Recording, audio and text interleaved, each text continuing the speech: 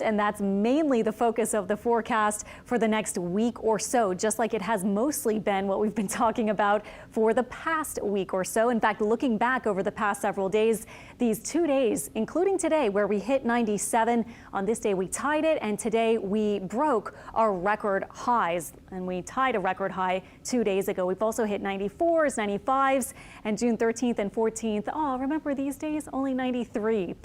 Even though that is above average, our average is 90 degrees. We still have the big high over us, and it's only going to build more and more directly overhead and deepen as we move into most of this week. So as we head into the next several days, it's going to continue really hot, and each day kind of depends just a little bit whether we'll be a couple degrees down or a couple degrees up, but certainly we are looking for a lot more heat. And even right now, look at these temperatures, stuck at 92 at the lakefront and stuck at 87 at Kenner, and it is really something to see a lot of these locations still at about 100 plus for the heat index even after 10 p.m. It's going to continue to fall a little bit as our temperatures go down, but everything quiet on radar. We did have a few isolated storms kind of on the outskirts of our area near Washington Parish and over in Hancock County, Mississippi.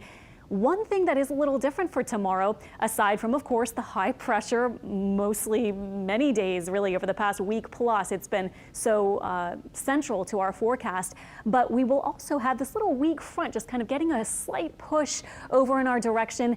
And I would say do not get excited. It's not going to be a big deal really, but it may bring humidity down just enough to make it not quite as stifling and oppressively muggy as what we had today, coupled with that really high heat.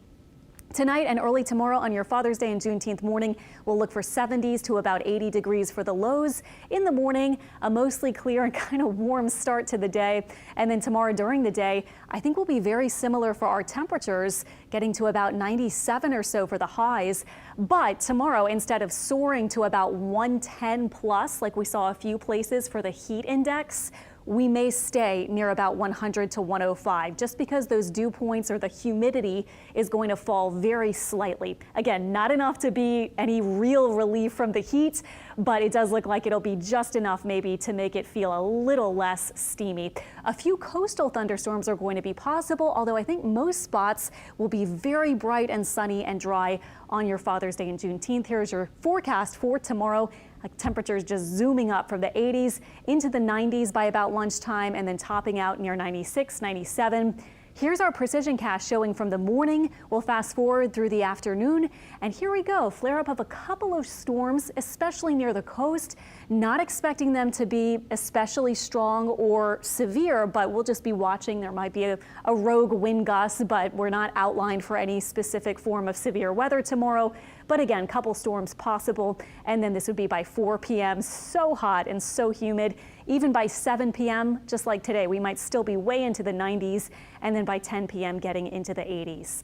At least one thing that we have going for us, I guess, if you want to look on the bright side, is there are no tropical threats, and indeed across the Atlantic Basin, no development at all, really looking like it's going to happen in the next 5+ days. We have the Saharan dust, although it's very warm, of course, in the Gulf of Mexico and the Caribbean Sea. There's just nothing really looking like it's going to get going anytime soon. And that Saharan dust, of course, is a good thing. It's the drier air out over the ocean and eventually maybe over the Gulf. So that would be a good thing. Here's your 7-day forecast.